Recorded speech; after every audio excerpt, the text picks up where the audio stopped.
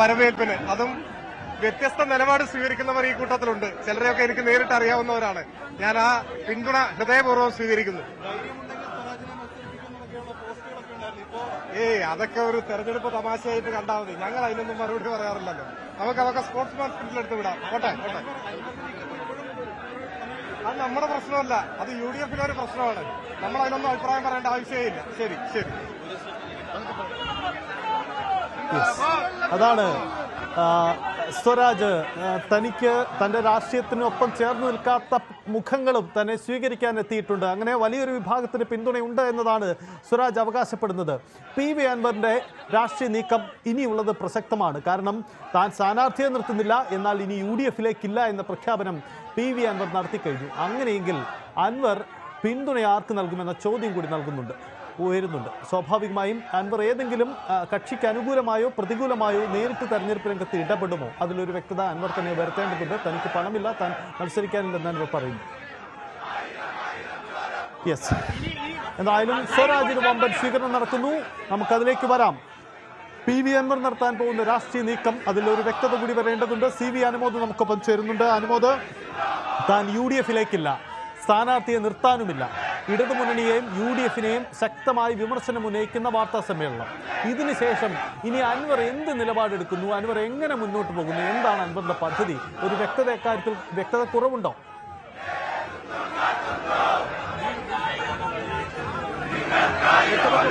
അൻവർ വൈകാരികമായിട്ടായിരുന്നു ഈ 1 മണിക്കൂറിലധികം നീണ്ട വാർത്താ സമ്മേളനത്തിൽ കാര്യങ്ങൾ അവതരിപ്പിച്ചത്. കൃത്യമായിട്ട് താൻ എന്തുകൊണ്ട് LDF-ൽ നിന്ന് പോന്നു എന്ന കാര്യം വിശദീകരിച്ചു. UDF-ൽ എന്ത് സംഭവിക്കുമെന്ന് പറഞ്ഞു. UDF-ൽ VD സതീശൻ മാത്രമാണ് തനിക്കെതിരെ നിലപാടെടുക്കുന്നത്. താൻ UDF-ന്റെ ഘടകകക്ഷിയാകാതിരിക്കാൻ ഒരേ ഒരു കാരണം VD സതീശൻ മാത്രമാണ്. VD സതീശന് നെക്സസ് ഉണ്ട്, ചില ഗൂഢലക്ഷ്യങ്ങളുണ്ട്. അതുകൊണ്ട് തന്നെ ഈ UDF-ൽ ഉൾപ്പെടുത്താൻ താല്പര്യപ്പെടുന്നില്ല എന്ന് കൃത്യമായിട്ട് അൻവർ പറയുകയും ഇനി ഒരു മത്സരത്തിന് തനിക്ക് താല്പര്യമുണ്ടെങ്കിലും തനിക്ക് സാമ്പത്തികമായിട്ട് അതിന് സാധിക്കില്ല, തൻ്റെ കൈവശം മത്സരിക്കാനുള്ള പണമില്ല, പലരും തന്നെ സമീപിക്കുന്നുണ്ടെങ്കിലും തനിക്ക് പണമില്ലാത്തതിനാൽ താൻ മത്സരിക്കുന്നില്ല എന്ന നിലപാടിൽ നിൽക്കുകയാണ് എന്നാണ് PV അൻവർ വ്യക്തമാക്കിയിരിക്കുന്നത്. ഇത് എന്താണ് ഇനിയത്തെ നീക്കം എന്ന കാര്യത്തിൽ അദ്ദേഹം ഒരു വ്യക്തത ഇപ്പോഴും കൈവരുത്തിയിട്ടില്ല. വളരെ വൈകാരികമായിട്ട് ക്ഷുഭിതനായിട്ട് അദ്ദേഹം വാർത്താ സമ്മേളനം നിർത്തി അവസാനിപ്പിച്ച് മടങ്ങുകയായിരുന്നു. നമ്മൾ കണ്ടതാണ്. തനിക്ക് പറയാനുള്ള കാര്യങ്ങൾ താൻ ജനങ്ങളോട് ഇനിയും പറഞ്ഞുകൊണ്ടിരിക്കും. താൻ പറഞ്ഞത് എന്താണെന്ന് ജനങ്ങൾക്ക് മനസ്സിലാകും. പക്ഷേ ഇവിടുത്തെ മുന്നണികൾ, ഈ VD സതീശൻ അടക്കമുള്ളവർക്ക് ചില ഗൂഢലക്ഷ്യങ്ങളുള്ളതുകൊണ്ട് ആ ലക്ഷ്യം അത് തന്നെ ഇല്ലാതാക്കുക എന്നുള്ളതാണ്. തന്നെ കൊന്നു കൊലവിളിക്കുക എന്ന് മാത്രമാണ് ഇവരുടെ ലക്ഷ്യമുള്ളത്. പക്ഷേ താൻ ഇവിടെ തോൽക്കുകയില്ല, താൻ ജനങ്ങൾക്കൊപ്പം നിൽക്കും. ഇനി എന്ത് മത്സരിക്കുമോ ഇല്ലയോ എന്ന കാര്യത്തിൽ ഇപ്പോഴും ഒരു അവ്യക്തത നിലനിൽക്കുന്നുണ്ട്. ഇടയ്ക്ക് മത്സരിക്കില്ല എന്ന് പറഞ്ഞെങ്കിലും താൻ മത്സരിക്കണമെന്നുണ്ട്. പക്ഷേ തൻ്റെ കൈവശം പൈസ ഇല്ല എന്ന് പറഞ്ഞ് അൻവർ അക്കാര്യത്തിൽ ഒരു ചില കാര്യങ്ങൾ അവ്യക്തമായി തന്നെ നിലനിർത്തുകയാണ്.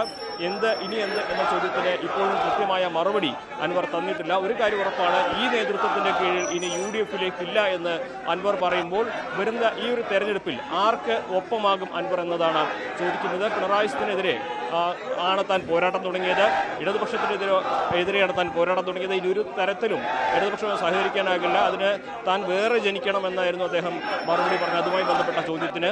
എന്നാൽ ഈ ഒരു UDF-ൽ തനിക്ക് പ്രതീക്ഷയുമില്ല എന്ന് പറയുമ്പോൾ അൻവറിൻ്റെ ഒപ്പമുള്ളവർ എന്ത് ചെയ്യും, അൻവർ എന്ത് നിലപാടെടുക്കുമെന്നുള്ളത് പ്രധാനപ്പെട്ടതാണ്. അത് വരും മണിക്കൂറുകളിലും ഉയരുന്ന ഒരു ഉത്തരം കിട്ടാത്ത ചോദ്യം തന്നെയാണ്. അൻവറിൻ്റെ നിലപാട് തന്നെയാണ് നിലമ്പൂരിലെ ഉപതെരഞ്ഞെടുപ്പിലെ ഏറ്റവും പ്രധാനപ്പെട്ടതാകുന്നത്. സജിത്, അനുമോദ്, തെരഞ്ഞെടുപ്പ് ക്യാമ്പയിനിൽ ഏതെങ്കിലും തരത്തിൽ പങ്കെടുക്കുമോ?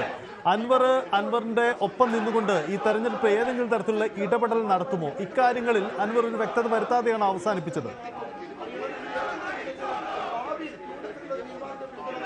തീർച്ചയായും അത്തരം കാര്യങ്ങളിൽ ഒരു വ്യക്തതയും നടത്താതെയാണ് അൻവർ ഇപ്പോഴും നിലനിൽക്കുന്നത്. അതായത് എന്ത് നിലപാടെടുക്കും എന്ന ചോദ്യത്തിന് ഒരു വ്യക്തമായ ഉത്തരം നൽകിയിട്ടില്ല. തെരഞ്ഞെടുപ്പിൽ ക്യാമ്പയിന് പങ്കെടുക്കുമ്പോൾ അതിനും ഉത്തരം നൽകിയിട്ടില്ല. തനിക്ക് ഇവർക്കെതിരെ പോരാടാൻ തനിക്ക് താല്പര്യമുണ്ടെങ്കിലും തൻ്റെ കൈവശം ഒരു തെരഞ്ഞെടുപ്പിന് മത്സരിക്കാനുള്ള പണമില്ല എന്ന് മാത്രമാണ് അദ്ദേഹം വ്യക്തമായിട്ട് പറഞ്ഞിട്ടുള്ള ഒരേ ഒരു കാര്യം.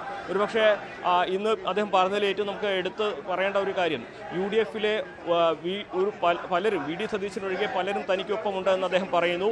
തനിക്കൊപ്പം മുസ്ലിം ലീഗ് ഉണ്ടെന്ന് പറയുന്നു. മുസ്ലിം ലീഗ് അത്രയും വലിയ സമ്മർദ്ദം തനിക്ക് വേണ്ടി ചെലുത്തുന്നു എന്ന് പറഞ്ഞു. UDF വലിയൊരു വിഭാഗവും നേതാക്കളും പ്രവർത്തകരും ഒക്കെ തനിക്ക് ഒപ്പമാണെന്ന് പറയുന്നു. VD സതീശൻ എന്ന ഒരൊറ്റ വ്യക്തിയാണ് തൻ്റെ UDF പ്രവേശനം തടഞ്ഞതെന്ന് പറയുമ്പോൾ അദ്ദേഹത്തിന് ഇപ്പോഴും LDF-നേക്കാൾ സ്വീകാര്യത UDF തന്നെയാണ്. പക്ഷേ UDF-ലെ നിലവിലെ നേതൃത്വത്തിൻ്റെ ഒപ്പം താൻ പ്രവർത്തിക്കാനില്ല എന്ന് പറയുമ്പോൾ UDF-നായി ചില സാധ്യതകൾ തുറന്നിട്ടുകൊണ്ട് തന്നെയാണ് അദ്ദേഹം ഇപ്പോൾ ഈ വാർത്താ സമ്മേളനം അവസാനിപ്പിച്ചിരിക്കുന്നത്.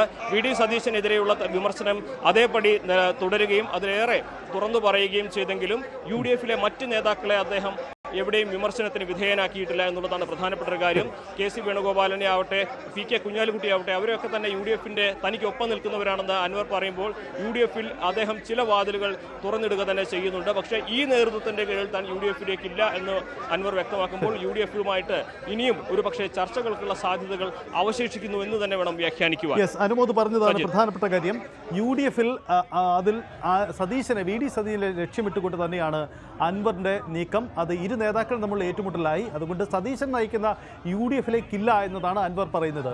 അനുമോദ്, കഴിഞ്ഞ ദിവസം നമ്മൾ റിപ്പോർട്ട് ചെയ്തതാണ്, അതായത് യഥാർത്ഥ പ്രശ്നം ഷൗക്കത്തല്ല, മറിച്ച് അൻവറിന്റെ UDF-ലെ പ്ലേസ്മെന്റ് എന്ത് എന്നതിലൊരു വ്യക്തതക്കുറവാണ് യഥാർത്ഥത്തിൽ അൻവറും UDF നേതൃത്വവും തമ്മിലുള്ള ഏറ്റുമുട്ടലിന്റെ കാതലായ കാരണമെന്നത് അൻവർ തന്നെ ഇന്ന് തുറന്നു സമ്മതിക്കുന്നുണ്ട്. നിലമ്പൂർ ഉപേക്ഷിച്ച അൻവറിന് പകരം ഏത് സീറ്റ് എന്നതാണ്. ലീഗ് നേതൃത്വവുമായി ബന്ധപ്പെട്ടപ്പോൾ ലീഗ് പറഞ്ഞു കോൺഗ്രസ് ആണ് സീറ്റ് അനുവദിക്കേണ്ടതെന്ന് പറഞ്ഞു. അതങ്ങനെ ലീഗ് പറഞ്ഞു എന്ന കാര്യം സമ്മതിക്കുന്നു. മറിച്ച് കോൺഗ്രസിന് ഏത് സീറ്റ് എന്നതിൽ വ്യക്തതയില്ല. അങ്ങനെ എന്താണ് തനിക്ക് മുന്നണിയിലെ പരിഗണന എന്നതിൽ ഒരു വ്യക്തതക്കുറവ് അൻവറിനെ സംബന്ധിച്ചുണ്ടായിരുന്നു. ആ വ്യക്തതക്കുറവ് തന്നെയാണ് യഥാർത്ഥത്തിൽ ഈ തരത്തിലേക്ക് പ്രതിസന്ധിയിലേക്ക് പോകുന്നത്. യഥാർത്ഥത്തിൽ ഷൗക്ക് എന്ന സ്ഥാനാർത്ഥി അല്ലായിരുന്നു പ്രശ്നം. അത് വ്യക്തമായി കഴിഞ്ഞു അല്ലേ അനുമോദ്? തീർച്ചയായും നമ്മൾ കഴിഞ്ഞ ദിവസം റിപ്പോർട്ട് ചെയ്തത് PV അൻവർ അംഗീകരിക്കുന്ന കാഴ്ചയാണ് നമ്മൾ കണ്ടത്. കാരണം കഴിഞ്ഞ ദിവസം 4 ദിവസം മുൻപ് തന്നെ 2 സീറ്റുകൾ അൻവർ ആവശ്യപ്പെട്ടു. അതാണ് ഈ ഒരു മുന്നണി പ്രവേശനത്തിൽ അല്ലെങ്കിൽ UDF-യുമായി സഹകരിക്കുന്നതിൽ വലിയ തടസ്സമെന്ന് അന്ന് തന്നെ നമ്മൾ റിപ്പോർട്ട് ചെയ്തിരുന്നു. അവസാനം ലീഗ് ഒരു സീറ്റ് വിട്ടു നൽകാം, മറ്റൊരു സീറ്റ് കോൺഗ്രസ് നൽകട്ടെ എന്ന തരത്തിലേക്ക് ധാരണ എത്തിയപ്പോഴും അത്തരത്തിൽ ചർച്ചകൾ വന്നപ്പോഴും അതുമായിട്ടും UDF സഹകരിക്കാൻ തയ്യാറായിരുന്നില്ല. UDF-ന്റെ മുന്നണിയിലേക്ക് വരുമ്പോൾ അൻവർ കോൺഗ്രസിന്റെ സീറ്റിലാണ്, അൻവറിന്റെ സീറ്റ് കോൺഗ്രസിനാണ് നൽകിയിരിക്കുന്നത്. അപ്പോൾ കോൺഗ്രസിനാണ് അതിന്റെ ഉത്തരവാദിത്തമെന്ന് ലീഗ് അവകാശപ്പെട്ടു, അല്ലെങ്കിൽ ലീഗ് അത്തരം നിലപാടെടുത്തു. ഈ 2 സീറ്റ് എന്നതിൽ നിന്ന് അവസാനം ഒരു സീറ്റിലേക്ക് മതി എന്ന് അൻവർ നിലപാട് മാറ്റി. അപ്പോഴും ഒരു സിറ്റിംഗ് സീറ്റ് വേണമെന്നാണ് അൻവർ ആവശ്യപ്പെട്ടത്. എന്നാൽ സിറ്റിംഗ് സീറ്റ് നൽകാനാകില്ല എന്ന UDF കോൺഗ്രസ് നിലപാടെടുത്തു. പകരം 140 മണ്ഡലങ്ങളുണ്ടല്ലോ, എവിടെയും മത്സരിക്കാമല്ലോ എന്ന ഒഴുക്കൻ മറുപടിയാണ് നൽകിയതെന്നാണ് അൻവർ വിശദീകരിച്ചത്. അതായത് തനിക്ക് സീറ്റ് തരുന്ന കാര്യത്തിൽ ഇപ്പോഴും കോൺഗ്രസിൽ നിന്ന് വ്യക്തമായ മറുപടി ലഭിച്ചില്ല എന്ന് തന്നെ അൻവർ തുറന്നു പറയുന്നു. 2 സീറ്റ് ആവശ്യപ്പെട്ടു, അത് നൽകില്ലെന്ന് പറഞ്ഞു. എന്നാൽ വിജയസാധ്യതയുള്ള അല്ലെങ്കിൽ വിജയിച്ച ഒരു സിറ്റിംഗ് സീറ്റ് നൽകണമെന്ന് ആവശ്യപ്പെട്ടു, അതും നൽകില്ലെന്ന് കോൺഗ്രസ് നേതൃത്വം വ്യക്തമാക്കി. ഇതുതന്നെയാണ് ഇതിലെ ഏറ്റവും കീറാമുട്ടിയായി കിടക്കുന്നതെന്ന് അൻവർ വാർത്താ സമ്മേളനത്തിൽ വ്യക്തമാക്കുമ്പോൾ ഇനി UDF-ന് മുമ്പിൽ തന്നെയാണ് ഈ ചർച്ചകൾക്കുള്ള സാധ്യതകളുള്ളത്. അൻവർ പകുതി പറഞ്ഞതും പറയാതെ പറഞ്ഞതുമായ വിഷയങ്ങൾ രാഷ്ട്രീയത്തിൽ ഇനിയുള്ള ദിവസങ്ങളിൽ വലിയ ചർച്ചയാകുമെന്ന് ഉറപ്പാണ്.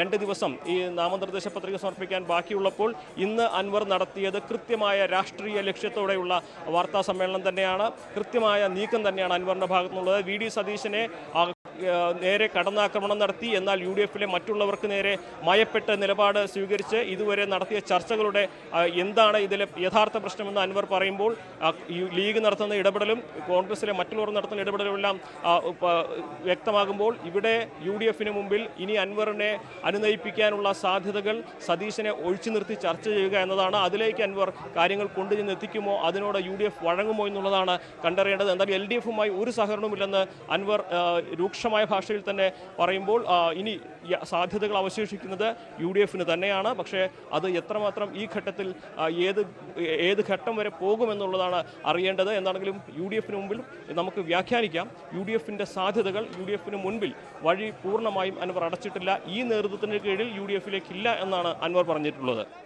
യെസ്, എന്തായാലും ഒരു കാര്യം വ്യക്തമാണ്, ഈ തെരഞ്ഞെടുപ്പിൽ എന്തായാലും UDF-യുമായി ഒരു സഹകരണത്തിനുള്ള സാധ്യത തുച്ഛമാണ് എന്നത് തന്നെയാണ് സാഹചര്യം. ഇതിനിടയിൽ M സ്വരാജിന് സ്വീകരണം അവിടെ ഒരുങ്ങുകയാണ്. വലിയ തരത്തിൽ പ്രവർത്തകരുടെ പങ്കാളിത്തത്തിൽ M സ്വരാജിന് വമ്പൻ സ്വീകരണം ഒരുക്കിയിരിക്കുന്നു.